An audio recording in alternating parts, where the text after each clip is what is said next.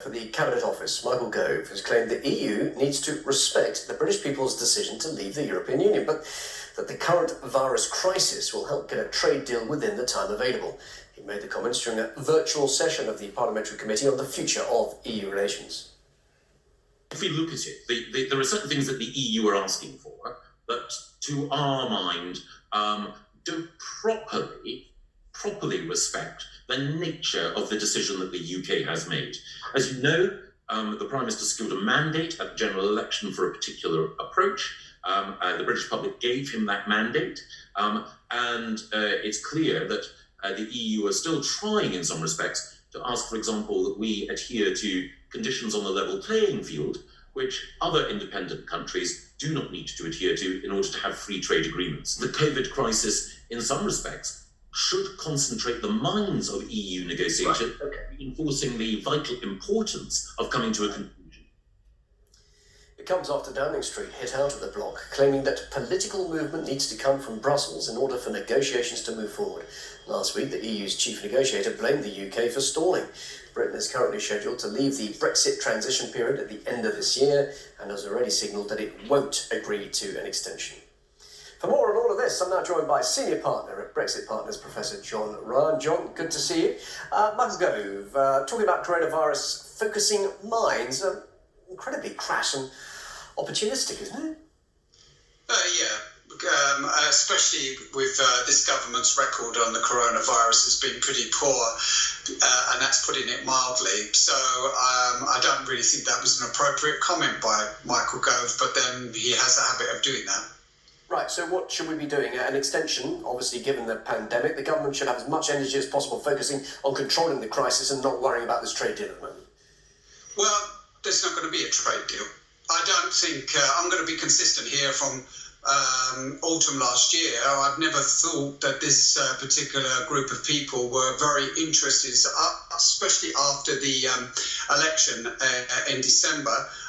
They've not been really interested in doing a deal. So they're going through the motions. They have no intention, and they've said this quite clearly. I don't know what's happening out there, but they're not going to go for an extension. So they will finish on the 31st of December. 1st of January, we will not have a deal. And that's that, basically. What impact does that have on an already struggling British economy? You're saying no deal. Many economists, many business people say that would be a disaster economically. That's a bad outcome, isn't it, John?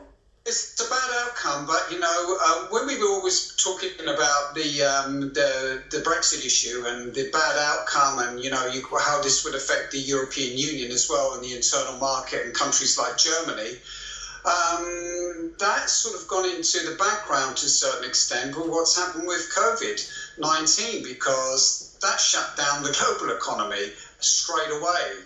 And, the amount of damage that has done to people's health and to well-being and, to trade and everything else, it's been so significant that, I suppose they can actually hide quite a lot of the consequences of what will happen with a no-deal Brexit, behind all the damage that's been done by this COVID-19.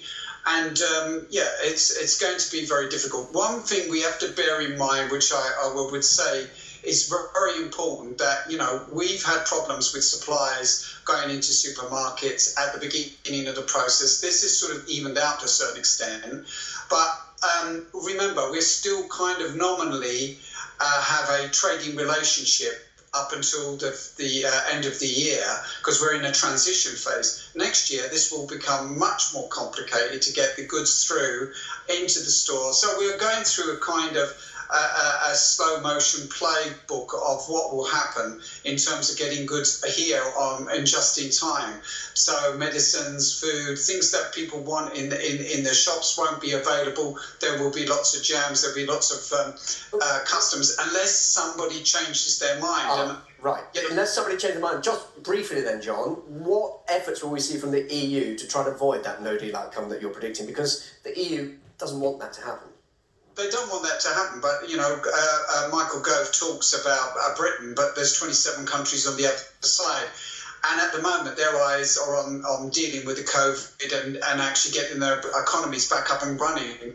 I don't see at the moment any chance that there will be compromise in the near future. I think they'll review this, the progress on Thursday, Friday, and as it stands at the moment, there's no progress, and they're going towards maybe 2 months more before we get to the end of June when they could extend, and I don't see them extending. And I don't see a deal happening, actually. Professor John Ryan, thank you for your time. Good to talk to you on this.